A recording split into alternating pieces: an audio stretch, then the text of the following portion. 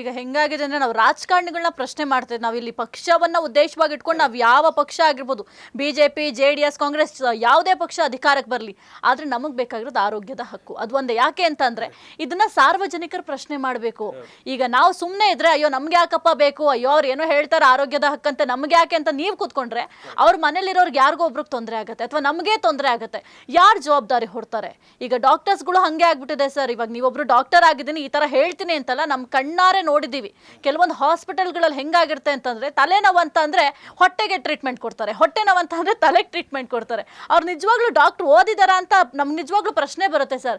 ಯಾಕಂದ್ರೆ ಇತ್ತೀಚೆಗೆ report exchange ಆಗ್ಬಿಟ್ಟು ಆ ಮಗು ಸಾವಿನ ಬದುಕಿನ ನಡುವೆ ಹೋರಾಟ ನಡೆಸುವಂತ ಪರಿಸ್ಥಿತಿ ಬಂತು. ಅಟ್ಲೀಸ್ಟ್ ಅಷ್ಟು ಮಿನಿಮಮ್ ನಾಲೆಡ್ಜ್ ಇರಲ್ವಾ ಸರ್ ಅವ್ರಿಗೆ?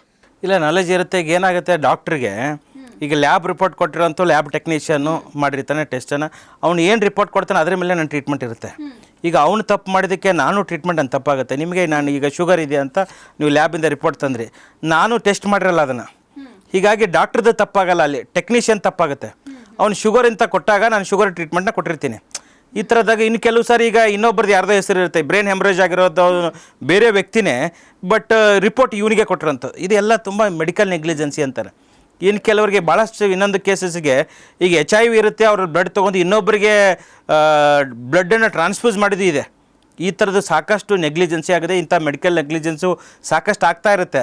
ಅದಕ್ಕೆ ಕಾರಣ ಡಾಕ್ಟರ್ಸ್ನ ಲೈಬಲ್ ಮಾಡಬೇಕು, ಡಾಕ್ಟರ್ ಮೇಲೆ ಕೇಸ್ ಆಗಬೇಕು, ಡಾಕ್ಟರ್ನ ಜೈಲಿಗೆ ಕಳಿಸ್ಬೇಕು, ಆವಾಗ ಮಾತ್ರ ಬುದ್ಧಿ ಕಲಿತಾರೆ. ಈಗ ಹೆಂಗಾಗಿದೆ ಅಂದ್ರೆ ನಾವು ರಾಜಕಾರಣಿಗಳನ್ನ ಪ್ರಶ್ನೆ ಮಾಡ್ತೇವೆ. ನಾವು ಇಲ್ಲಿ ಪಕ್ಷವನ್ನ ಉದ್ದೇಶವಾಗಿ ಇಟ್ಕೊಂಡು ನಾವು ಯಾವ ಪಕ್ಷ ಆಗಿರ್ಬೋದು, ಬಿಜೆಪಿ, JDS, ಕಾಂಗ್ರೆಸ್, ಯಾವುದೇ ಪಕ್ಷ ಅಧಿಕಾರಕ್ಕೆ ಬರಲಿ, ಆದ್ರೆ ನಮಗೆ ಬೇಕಾಗಿರೋದು ಆರೋಗ್ಯದ ಹಕ್ಕು. ಅದು ಒಂದೇ. ಯಾಕೆ ಅಂತಂದ್ರೆ ಇದನ್ನ ಸಾರ್ವಜನಿಕರು ಪ್ರಶ್ನೆ ಮಾಡಬೇಕು. ಈಗ ನಾವು ಸುಮ್ಮನೆ ಇದ್ರೆ ಅಯ್ಯೋ ನಮ್ಗೆ ಯಾಕಪ್ಪ ಬೇಕು, ಅಯ್ಯೋ ಅವ್ರು ಏನೋ ಹೇಳ್ತಾರೆ ಆರೋಗ್ಯದ ಹಕ್ಕಂತೆ, ನಮ್ಗೆ ಯಾಕೆ ಅಂತ ನೀವು ಕೂತ್ಕೊಂಡ್ರೆ ಅವ್ರ ಮನೇಲಿರೋರ್ಗೆ ಯಾರಿಗೋ ಒಬ್ರಿಗೆ ತೊಂದರೆ ಆಗುತ್ತೆ ಅಥವಾ ನಮಗೆ ತೊಂದರೆ ಆಗುತ್ತೆ. ಯಾರು ಜವಾಬ್ದಾರಿ ಹೊಡ್ತಾರೆ?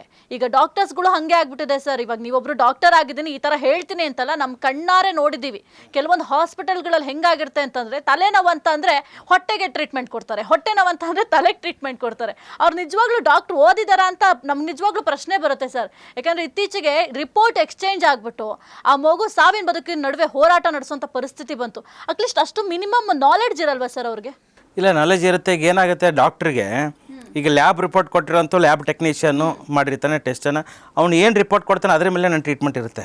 ಈಗ ಅವನು ತಪ್ಪು ಮಾಡಿದ್ದಕ್ಕೆ ನಾನು ಟ್ರೀಟ್ಮೆಂಟ್ ಅಂತ ತಪ್ಪಾಗುತ್ತೆ. ನಿಮಗೆ ನಾನು ಈಗ ಶುಗರ್ ಇದೆ ಅಂತ ನೀವು ಲ್ಯಾಬಿಂದ ರಿಪೋರ್ಟ್ ತಂದ್ರಿ, ನಾನು ಟೆಸ್ಟ್ ಮಾಡಿರಲ್ಲ ಅದನ್ನು, ಹೀಗಾಗಿ ಡಾಕ್ಟ್ರದ್ದು ತಪ್ಪಾಗಲ್ಲ, ಅಲ್ಲಿ ಟೆಕ್ನಿಷಿಯನ್ ತಪ್ಪಾಗುತ್ತೆ. ಅವ್ನು ಶುಗರ್ ಅಂತ ಕೊಟ್ಟಾಗ ನಾನು ಶುಗರ್ ಟ್ರೀಟ್ಮೆಂಟ್ನ ಕೊಟ್ಟಿರ್ತೀನಿ.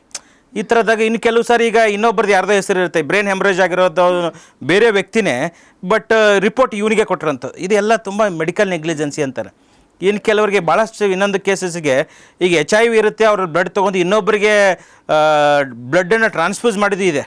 ಈ ಥರದ್ದು ಸಾಕಷ್ಟು ನೆಗ್ಲಿಜೆನ್ಸಿ ಆಗಿದೆ. ಇಂಥ ಮೆಡಿಕಲ್ ನೆಗ್ಲಿಜೆನ್ಸು ಸಾಕಷ್ಟು ಆಗ್ತಾ ಇರುತ್ತೆ. ಅದಕ್ಕೆ ಕಾರಣ ಡಾಕ್ಟರ್ಸ್ನ ಲೈಬಲ್ ಮಾಡಬೇಕು, ಡಾಕ್ಟರ್ ಮೇಲೆ ಕೇಸ್ ಆಗಬೇಕು, ಡಾಕ್ಟರ್ನ ಜೈಲಿಗೆ ಕಳಿಸ್ಬೇಕು, ಆವಾಗ ಮಾತ್ರ ಬುದ್ಧಿ ಕಲಿತಾರೆ.